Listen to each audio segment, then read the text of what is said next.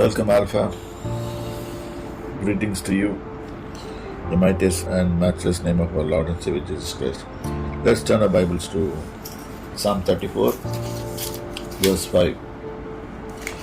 Let us take from 4. நான் கர்த்தரை தேடினேன், அவர் எனக்கு செவி கொடுத்து என்னுடைய எல்லா பயத்துக்கும் என்னை நீங்களாக்கி விட்டார். எல்லா பயம்னா எல்லா வித, ஒவ்வொருத்தருக்கும் ஒரு காரியத்தில் பயம் இருக்கும்.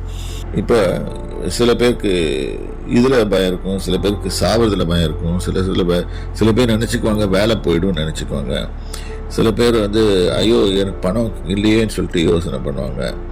சில பேர் கர்த்தர் நம்ம மேலே பிரியமாக இருக்கிறாரா இல்லையான்னு சொல்லிட்டு அதில் பயமாக இருப்பாங்க. ஏதாவது விதவிதமான பயங்கள் வரும், டிஃப்ரெண்ட்டாக. கர்த்தர் எல்லா பயத்துக்கும் நம்ம நீங்களாக்கி கொடுக்கிறார். என்னென்னா எங்கள் வீட்டில் போட்டிருக்கேன், நான் கர்த்தரை தேடினேன். கர்த்தரை தேடும்போது அவர் எனக்கு செவி கொடுப்பார். இதுதான் நம்ம மேலே அவர் மேலே வைத்திருக்கிற விசுவாசம். அவர் எல்லா பயத்துக்கும் அவர் சோர்ஸ், சாஸ்னா ஆதாரம். தேவனாகி கர்த்தர் தான் நம்மளுக்கு ஆதாரம். அவரை நோக்கி பார்த்து பிரகாசம் அடைங்க. எல்லா பயத்துக்கும் அவர் நீங்களாக்கி விடுவார். அடுத்த வசனமும் பார்ப்போம். அவர்கள் அவரை நோக்கி பார்த்து பிரகாசம் அடைந்தார்கள். ஒன்று தேடுறது, இன்னொன்று அவரை நோக்கி, அவர் தேடி கண்டுபிடிச்ச பிறகு அவரை நோக்கி பார்க்கறது.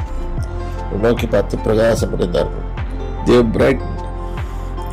டல்லாக இருப்போம், ஆனால் once we see the Lord God, our face brightens. So பிரகாசம் அடைந்தால் அவர் முகங்கள் வெட்கப்படவில்லை.